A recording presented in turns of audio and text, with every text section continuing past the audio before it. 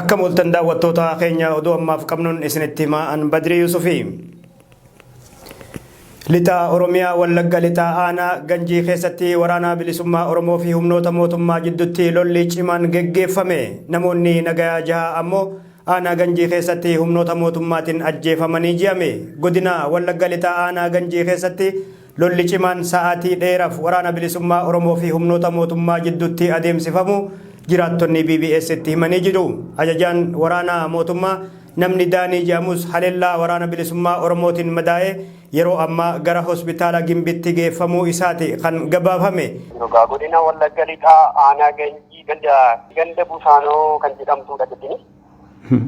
Walumaa gala guyyaa kaleessaa halkan keessaa sa'aatii 9 kaasee waraana bilisummaa Oromootii fi waraana sirna nafxanyaa sirna abdiin gaggeeffamu irratti warri guddaa guyyaa kaleessaa gaggeeffamaa oolee halkan keessaa sa'aatii 9 kaasee amma gara sa'aatii 4 rukuttaa guddaa gaggeeffamaa ture. Ada uji rukuttaa kana keessatti injifannoon gurguddaan kan galmaa'anii jiranidha.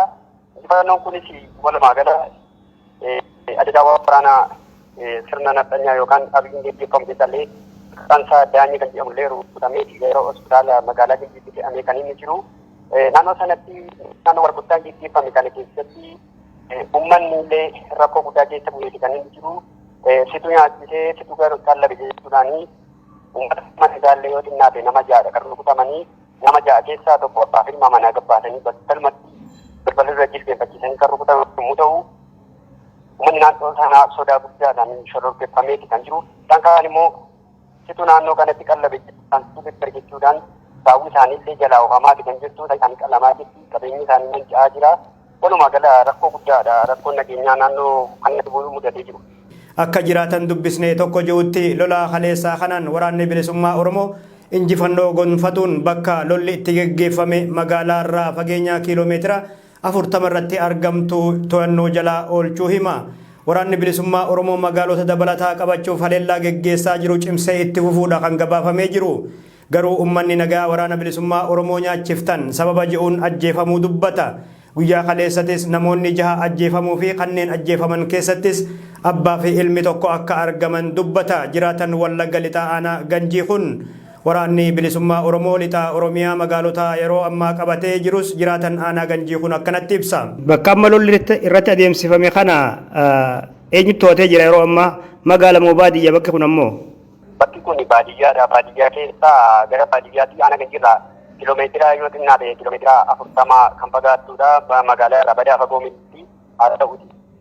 Eegaa sana walumaa gala kan to'atee jiru waraana bilisummaa Oromooti. Humni mootummaa achi ture erga lolli ta'ee booda garamitti deemette? Waraana mootummaa erga lolli gaggeeffame booddee erga injifannoo boonsaa gaggeeffame booddee amma ganama keessaa sa'aatii 4tti warguddaan gaggeeffame booddee walumaa gala kan keessaa rukutamee madaa'uudhaan kan immoo walumaa gala ambulaansii yaamfatanii deemuudhaan gara booddeetti dhiyeessaniiti kan isaan jiranii gara magaalaa Kolbaa kan jedhamtutti akkasumas immoo gara magaalaa Geecoo kan jedhamtutti dhiyeessaniiti kan isaan jiran. Waraanni bilisummaa Oromoo lixa Oromiyaa keessaa magaalota to'ate isin akka jiraattotatti beektu quba qabdu?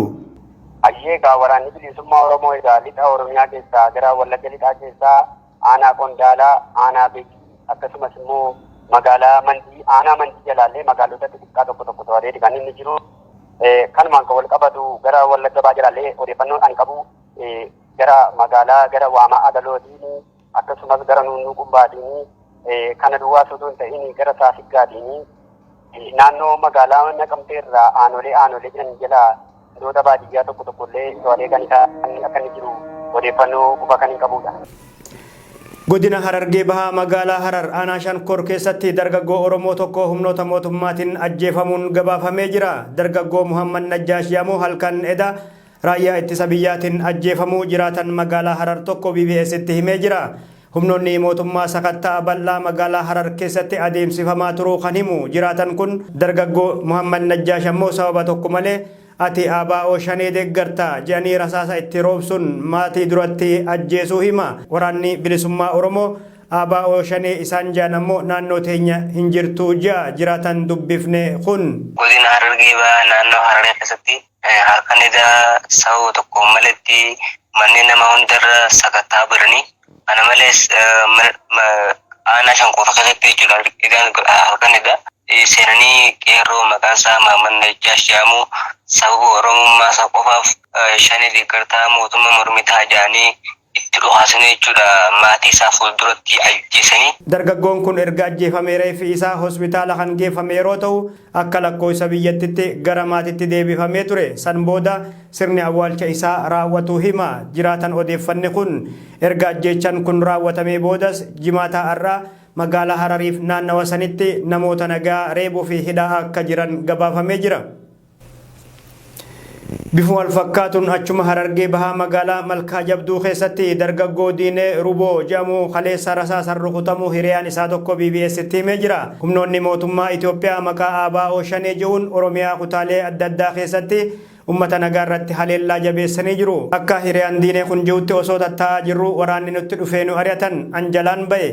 Diinee rasaasan miila isaa dhayan. Sababni isaatis ABO shanee waliin hidhata qabda kan jedhuuni jira. Nuti shanee wanni jedhamu naannoo teenya keessa hin jirtus jaa.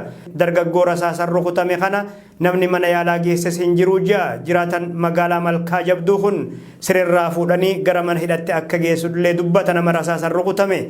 Magaalaa Malkaa Jabduu keessatti amma duras dargaggoonni hedduun humnoota mootummaatiin ajjeefamuufis kaanis hidhamanii gariin ammoo biyyaa baqatanii jiru. Dargaggoo Diineen erga rasaasan rukutamee madaa waliin hidhamee haadha isaa malee namni biraa dhaqee akka laaluu hin dandeenyellee dhorguu dubbata. Jiraatan magaalaa Malkaa Jabduu kun dargaggoo Diineen amma dura sababumaa kanaan dararamaa turuudha kan odeeffanne.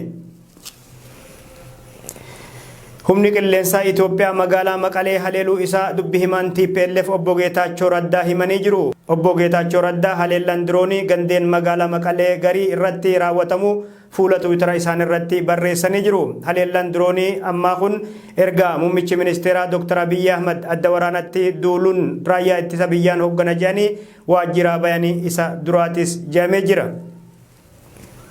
Gareen TPLF adda waraanatti humnoota naannoo Amaaraa 1552 ajjeesuu fi kanneen biraa 1143 madeessuu himate. Ibsi injifannoo dirree lolaa jedhu ba'e akka ibsutti humnoonni naannoo Amaaraa magaalota harka humnoota TPLF jiran deebisanii qabachuuf duula bal'aa bananis barbadaanii jiru. Haaluma kanaan kibba Gondariif Goojjam irraa humnoonni naannoo Amaaraa walitti qabamanii bobbaafaman 1552 ajjeesuu fi kanneen biraa hedduu barbadeessuu addi bilisa baasa uummata Tigraay himee jira. Humnoonni naannoo Amaaraa haleelaman kanneen magaalota akka Waaq Humaraa, Soqataa fi Laallebalaa deebisanii to'achuuf lola banan kan jedhu ibsi injifannoo waraanaa TPLF baase kun haleellaa waraanni Tigraay fi agawoo gootummaa fi ogummaan fudhataniin bittannaawanii jira. Kallattii qoosbaatiin sosso'aa kan jiru waraanni Tigraay humnoota naannoo Amaaraa baay'ina qaban humna addaa Minilik jedhamuu fi milishaa 20,000 ga'u kibba Gondarii fi Goojjam irraa sassaabamanii dhufan kutaa waraanaa guutuu barbadeessuu himatee jira. Lola kanaan miseensota humnoota naannoo Amaaraa 62 fi meeshaalee waraanaa xixiqqaa 500 booji'uun kuusaa midhaan nyaataa tokkos guutummatti dhuunfadhee ji'a addi bilisa baasa uummata Tigraay. Warri haleellarraa hafe ammoo miila hoona baase jechuun baqatanii jiru jaa. Yeroo ammaa kanas waraanni Tigraay fi agawoo magaalaa Qusbaa to'atanii fuulduratti imalaa jiru jaa. Dabaluunis waraanni Tigraay naannawa magaalaa Asoo sassooyaa kan jiran yeroo ta'u mooraalee leenjii bongaa fi quubjaaman qabatanii fuula duratti gulufaa jiru jaa ibsi TV Tigraay irratti dhihaate kun. Ministeerri muummee Abiy Ahmad erga adda waraanatti duulanii yeroo duraaf mul'atanii jiru. ከጀርባ የምታዩት ጠላት ከትናንትና ድረስ የያዘው ተራራ ነው። አሁን ሙሉ በሙሉ አስለቀናል።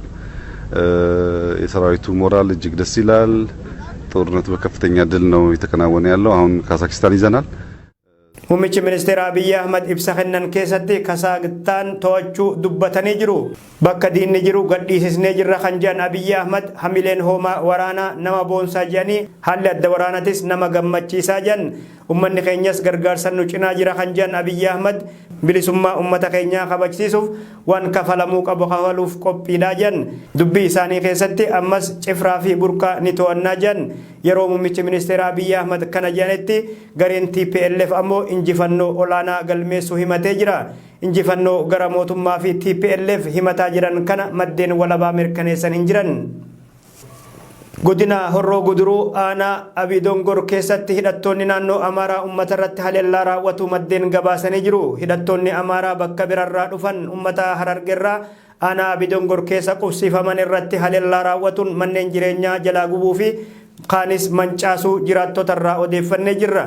Hidhattoonni Amaaraa kanneen bakka birarraa dhufan Amaarota achi jiran waliin walitti dabalamuun uummata nagaa meeshaa maleeyyii irratti haleellaa raawwatu isaaniiti kan gabaafamee jiru. Keessattuu gandeen Hoomaa Gaalessaa fi Caroo Jaaman keessatti manneen jireenyaa uummataa ibiddaan barbadeessuu isaaniiti kan gabaafame. Kana malees qabeenya uummataa saamuu fi kan hafes gubanii akka deemantu gabaafamee jira. Namoota haleellaa kanaan miidhaman adda baasuun rakkisaadha kan jedhu namni odeeffanne tokko jiraattonni haleellaan kun irratti raawwatame uummata sababa hoongeen Harargeerraa bara Junaayidii Saaddoo pirezidaantii mootummaa naannoo Oromiyaa turan achi qubsiifaman ta'uu BBS itti himee jira. Okay, Badri. Kalee guyyaa irraa immoo godina Wallaggaa Horroo Guduruu aanaa Abidongor gandoota qotee bulaa ummata Oromoo Harargee kan pirezidaantiin naannoo Oromiyaa duranii obbo Junaayid Saaddoo qubsiisee ture. Keessa ganda Hoomaa Galeessaa fi ganda Caroo jedhaman hidhattoonni Amaaraa seenuudhaan dhukaasa irratti bananiin ummata nagaa fitaa jiraachuu fi kalee manneen fi qabeenya isaanii kan saamuun kan saamicha isaanii irraa hafe gubaa jiraachuu beekamee jira. Bifa wal fakkaatuun kaaba Oromiyaa Walloo keessatti hidhattoonni naannoo Affaar uummata irratti dhukaasa banuu isaaniitti gabaasni nu gahe kan ibsu. Humni addaa naannoo Affaar duula meeshaalee waraanaa guddoon deeggarame aanaa baatee bakka burqaaf dhakaachoo jedhamanitti uummata nagaa irratti geggeessuu isaaniitti kan gabaafame. Haleellaan kunis erga irra jireessi waraana bilisummaa Oromoo fi humnoonni TDF gara magaalaa Dabra Birhaanitti imalan ta'uudha kan odeeffanne.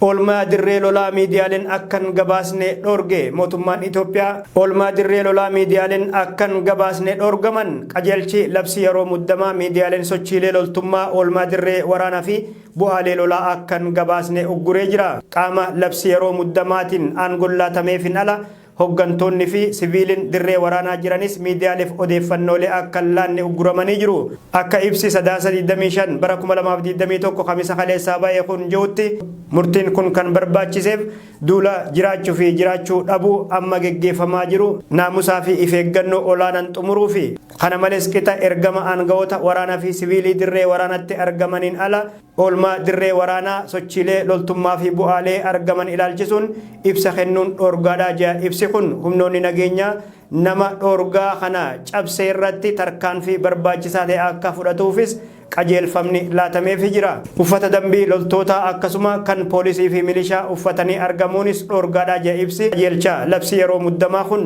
namni miseensaa qaama nageenyaa hin taane haala bakkaa fi yeroo kamittuu uffata dambii humnoota nageenyaa eeramanii uffatuun dhorgaadha. Nama miseensaa dhaabbilee kanneenii hin taane yookaan ammoo waraqaa eenyummaa haaromfame osoo hin qabaatin uffatee argame irratti humnoonni nageenyaa tarkaanfii akka fudhatus ajajni laatameefii jira. Yeroo mootummaa fi uummanni haala jiraachuuf jiraachuu dhabuu biyya irratti aggaamame qolachuuf qindoominaan tarkaanfii seeraa fudhataa jiran kanatti qaamolee haala seerri heera mootummaa hayyamuufiin alatti mootummaa ce'umsaa yookaan ammoo mootummaa bifa seeran alaa ta'e ni hundeessinaa jechuun sosso'an irrattis qaamoleen nageenyaa tarkaanfii akka fudhataniif ajajee jira. Paartiileen siyaasaa Oromoo ABO'f KFO'n filannoo biyyaalessaa keessaa dhiibamanii ba'an mootummaan ce'umsaa akka hundeeffamu gaafataa turuun isaanii ni yaadatama. Dhaabbanni mootummoota gamtoomanii IOM bara kana qofa godaantonni 1,600 galaana keessatti dhumatanii jee. Qondaaltonni dhaabbata mootummoota gamtoomanii bara kana qofa godaantonni gara Awurooppaa seenuuf turan 1,600 galaana Meeditiraanii keessatti du'anii yookaan dhabamanii jee. Lakkoofsi godaantota galaana keessatti du'anii kun isa bara dabree ni caalas jedhamee jira. Torbaan dabree qofa godaantonni 85 galaana Xaaliyaaniif Liibiyaa jidduutti du'anii jiru. IOM erga bara 2014 as qofa godaantonni 10,000